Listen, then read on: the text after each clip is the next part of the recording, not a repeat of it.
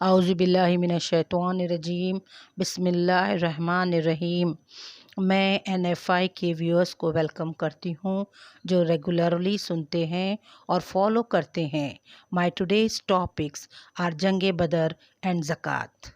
ماہ رمضان المبارک ایک ایسا مقدس اور مبارک مہینہ ہے جو رحمتیں، برکتیں، فضیلتیں، مغفرتیں حاصل کرتے ہیں۔ یہ مہینہ صرف عبادتوں کا نہیں بلکہ شہادتوں کا مہینہ بھی ہے۔ کہا جاتا ہے جس میں ام المومنین حضرت بی بی خدیجہ رضی اللہ تعالی عنہا، حضرت سیدہ رقیہ رضی اللہ تعالی عنہا اور حضرت سیدہ بی بی عائشہ صدیقہ رضی اللہ تعالی عنہا کا وصال ہوا۔ اس کے علاوہ محمد رسول اللہ صلی اللہ علیہ وسلم کی چہیتی دختر خاتون جنت بی بی فاطمہ الزہرا رضی اللہ تعالی عنہا کا بھی وصال ہوا، اور اس مہینے میں مولائے کائنات حضرت علی رضی اللہ تعالی عنہ کی شہادت ہوئی۔ اسی مہینے میں 20 رمضان کو فتح مکہ ہوا۔ میں اب آپ کو جنگ بدر کی تفصیلات بیان کرتی ہوں۔ 17 رمضان کو غزوہ بدر معرکہ ہوا، یعنی میدان بدر میں اسلام کی سب سے بڑی جنگ بدر ہوئی۔ مدینہ منورہ شہر سے 130 کلومیٹر دور میدان بدر واقع ہے، جہاں پر اسلام کی سب سے بڑی جنگ ہوئی۔ یہ جنگ اسلام کی حفاظت کے لیے ہوئی تھی۔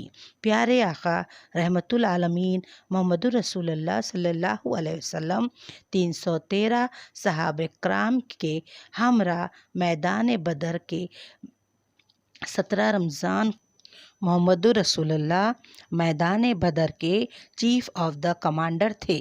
17 رمضان کو ہونے والی جنگ کی تیاری میں مصروف تھے اور صحابہ کو ڈائریکشنز دے رہے تھے۔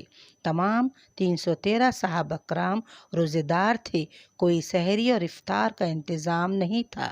صرف ایک کھجور سے سحری اور افطار کرتے ہوئے اسلام کو بچانے کے لیے تیاری کر رہے تھے۔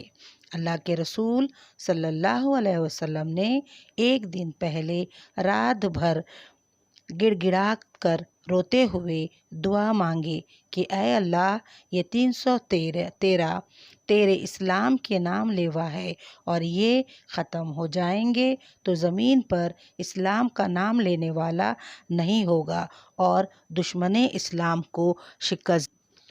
اب ادھر مخالف میں اگینسٹ میں 1000 سے 1400 کا کافروں کا لشکر، جس کا لیڈر ابو جہل تھا، جو اسلام دشمنوں کا لشکر ہے۔ اسلام کے خاتمے کے لیے ہتھیار، تلوار، برچیں، تیر، اونٹ، گھوڑے ایکسٹرا کے ساتھ اسلام کا نام و نشان مٹانے کے لیے میدان بدر پر 17 رمضان جمعے کے دن جنگ شروع ہوئی۔ اللہ سبحانہ تعالیٰ رسول اللہ کی مدد کے لیے ہزاروں فرشتوں کو زمین پر اتارے۔ الحمدللہ اس جنگ میں اسلام دشمن جنگ بدر میں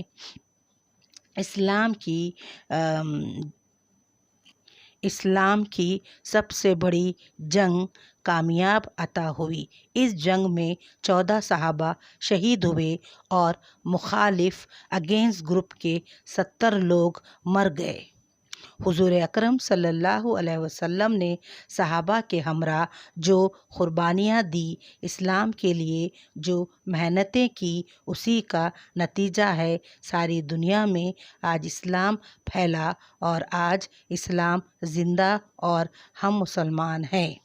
آج کے اس مشکل دور میں پینڈیمک کرونا وائرس جیسی بیماری جو موت کا سبب بن رہی ہے، ہم کو چاہیے کہ ہم سختی کے ساتھ شریعت محمدی اسلام تعلیمات کی پابندی کرے، وقت پر نماز کی پابندی کرے، مساجد کو آباد رکھے، قرآن کی تلاوت کرے، روزے کا اہتمام کرے، چھوٹے چھوٹے بہانے اور بیماری کے نام پر روزہ نہ कसरत से तिलावत कुरान करे, क्योंकि कुरान का एक हुर्फ पढ़ने से, 1 वर्ड पढ़ने पर आम दिनों में 10 नेकियां हासिल होती है, और रमज़ान जो बरकतों का महीना है उसमें 10 into 70 दैट इज़ 700 नेकियां एक हुर्फ पढ़ने से हासिल होती है।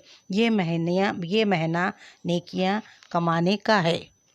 कुरान पढ़ना और सुनना शिफा है, इससे हमारी हिफाजत होती है और शिफा होती है और दर्जे बुलंद होते हैं। अल्लाहु Akbar. Now let's talk about ज़कात। ज़कात एक अहम फ़र्ज़ है। ज़कात दिल खोल कर दे और खुशू और खुजू से दे। अल्लाह ताला ने दौलतमंद बंदों पर ज़कात फ़र्ज़ किया है ताकि गरीब रिश्तेदार और गुरबा पुअर्स भी आपके बराबर ईद की खुशियाँ मना सके। ज़कात आपके माल यानी दौलत, जायदाद, प्रॉपर्टी, गोल्ड एक्सेट्रा को पाक करता है और साल भर इसकी हिफाजत होती है। ज़कात किस पर जायज़ नहीं है?